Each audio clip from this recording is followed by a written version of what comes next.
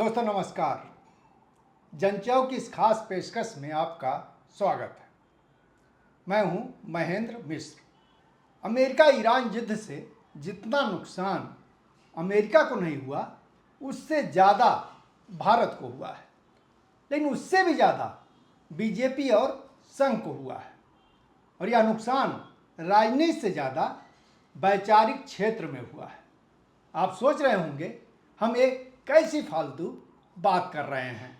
America Iran युद्ध से एक बारगी भारत का नुकसान तो समझा जा सकता है, लेकिन भला संघ बीजेपी का उससे क्या लेना देना। जिस विदेश नीति के रास्ते विश्वगुरु बनने का सपना पीएम मोदी ने भक्तों को दिखाया था, आज उसकी हालत यह है कि इस पूरे प्रकरण ने बीजेपी और पीएम मोदी को कहीं का नहीं छोड़ा है। पूरे विदेश नीति के मोर्चे पर जिस अमेरिका का मोदी जी ने दामन थामा था और अपना सब कुछ उसे सौंप दिया था, वहाँ से उन्हें हर तरह का अपमान और दुत्कार मिला। और इस प्रक्रिया में न केवल रूस और ईरान जैसे भारत ने दोस्त खोए, बल्कि संघ बीजेपी के परंपरागत शत्रु पाकिस्तान ने कूटनीति के हर मोर्चे पर उससे बाजी मार ली। ये आज की तस्वीर है। आज वह न केवल अमेरिका का चहेता है, बल्कि उसके धुर विरोधी ईरान का उससे भी ज़्यादा प्यारा है। चीन का हाथ तो पहले से ही उसके कंधे पर है और अब रूस ने भी उसके साथ रिश्तों का नया दरवाज़ा खोल दिया है। इस तरह से पाकिस्तान का अब चारों हाथ घी में और सिर कढ़ाई में है। दूसरी तरफ मोदी जी अपना चेहरा छुपाए पूरे देश में घूम रहे हैं। इस बीच क्या आपने उनका एक भी बयान विदेश से जुड़े किसी मामले में सुना है? आलम यह है कि विदेश मंत्रालय से जब भी कोई प्रतिक्रिया मांगी जा रही है तो वह प्रश्नों को टालने के पक्ष में रहता है या फिर चुप्पी की मुद्रा में पहुंच जाता है। संघ के लोग तो दौड़े दौड़े अमेरिका चले गए हैं। वो सब कुछ गंवाने के बाद भागते भूत की लंगोटी ही अब बचाना चाहते हैं। दरअसल वैचारिक स्तर पर उनको जो नुकसान हुआ है उसकी चोट वो दुनिया को दिखा भी नहीं सकते हैं।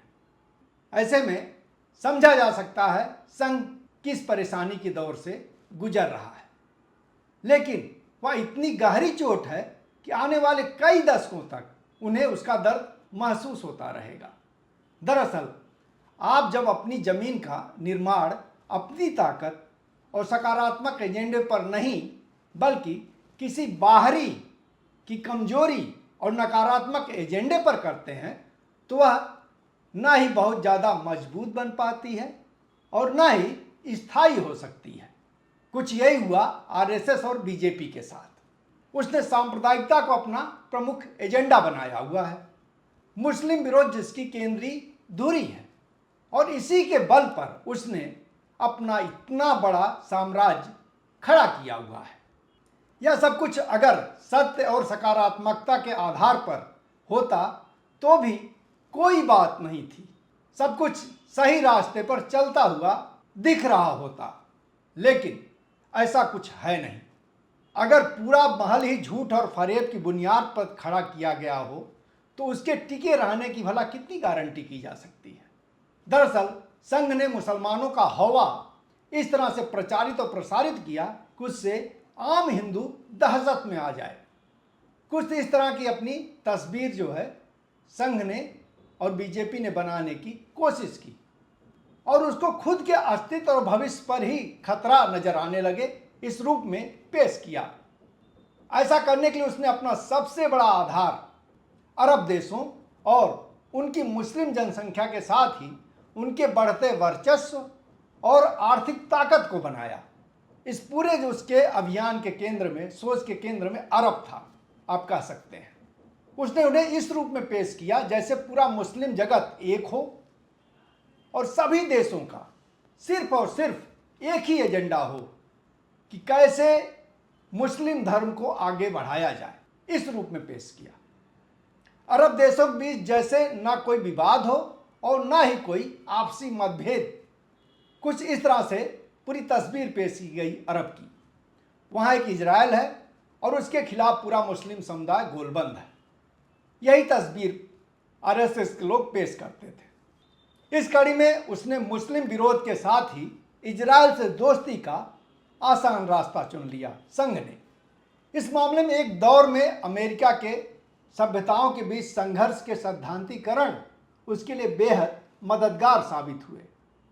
आपने सुना होगा हंटिंगटन की थियरी, जिसके तहत पूरे मुस्लिम समुदाय को न केवल एक इस्लामी सभ्यता के तौर पर चिन्हित किया गया था, बल्कि उसके पूरे चरित्र को ही शैतानी और आतंकी बताया गया था। इसके साथ ही अरब वर्ल्ड और उसमें भी मुसलमानों को आतंकवाद की फैक्ट्री करार दिया गया।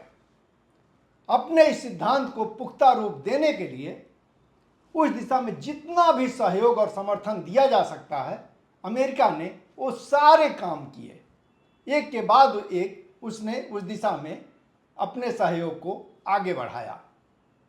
इसी कड़ी में उसके सहयोग से ओसामा बिन लादेन से लेकर तालिबान और आईएसआईएस जैसे कट्टर संगठनों का जन्म हुआ। एक दौर में उन्होंने इन्हें पैदा किया, मतलब अमेरिका ने पैदा किया, और फिर दूसरे दौर में उन्हें खत्म करने की पूरी योजना पर अमेरिका काम किया। और इस कड़ी में उसका सिर्फ एक मकसद था, इस इलाके के तेल समेत सभी संपत्तियों पर कब्जा और अपना भू राजनीतिक वर्चस्व स्थापित करना।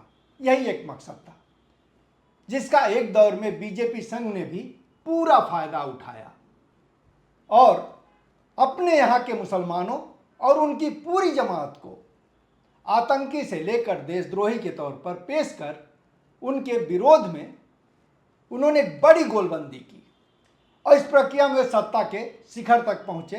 यही सच्चाई है जिसके तहत इस समय मोदी जी राज कर रहे हैं। लेकिन अब वही दांव उसका उल्टा पड़ता दिखाई दे रहा है। जिस बुनियाद पर उसने अपनी पूरी इमारत तैयार की थी, वही हिल गई है, क्योंकि उसकी बुनियादी वैचारिक नींव ही दरकने लगी है। उसमें बिखराव आ गया है और वह वैचारिक है, यानी मूल है जो नींव पर चोट करता है। दरअसल इस दौरान पश्चिम एशिया के सामने आए राजनीतिक चेहरे ने सभी की आंखें खोल दी हैं। उसको लेकर जो भ्रम बनाया गया था उसका अब पर्दाफाश हो रहा है, जिसमें एक बात बिल्कुल साफ हो गई है कि वहाँ ना तो किसी किस्म की मुस्लिम एकता है और ना ही सभी देशों का कोई साझा लक्ष्य। हाँ, विभाजन और मतभेद के ढेर सारे मुद्दे जरूर हैं, मसलन शिया और सुन्नी के बीच का विवाद, अरबी बनाम फारसी, इजराइल बनाम अरब, और उसमें भी अरब के ढेर सारे वो मुल्क इस समय इजराइल के साथ हैं जो एक दौर में कभी उसके विरोधी हुआ करते थे, क्योंकि इस बीच वो किसी न किसी बहाने उससे समझौता कर चुके हैं। यह खबर शायद आप तक भी पहुंची हो कि ईरान के खिलाफ लड़ाई के लिए अमेरिका और इजराइल से ज़्यादा सऊदी अरब उतावला था। कहा जा रहा है कि मोहम्मद बिन सलमान, जो सऊदी अरब के शासक हैं, लगातार अमेरिका पर ईरान के ऊपर हमले का दबाव बना रहे थे।